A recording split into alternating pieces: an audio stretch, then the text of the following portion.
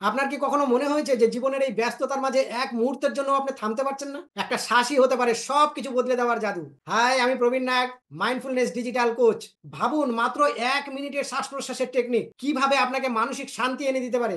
এই মুহূর্তে যা কিছু মানসিক চাপ এবং অস্থিরতা সবকিছু মিলিয়ে যেন মাথার ভিতরে এক অশান্তিকর অবস্থা। কিন্তু একটা টেকনিকই পারে সেটা বদলে দিতে, এর থেকে মুক্তি পেতে। আজ আমি আপনাকে শেখাবো 4-7-8 ব্রিদিং টেকনিক। এটা যেমন সহজ ঠিক তেমনি কার্যকরী। কি করবেন? ৪ সেকেন্ড ধরে ধীরে ধীরে শ্বাস নিন। ৭ সেকেন্ড শ্বাসটাকে ধরে রাখুন। ৮ সেকেন্ড ধরে ধীরে ধীরে শ্বাস ছাড়ুন।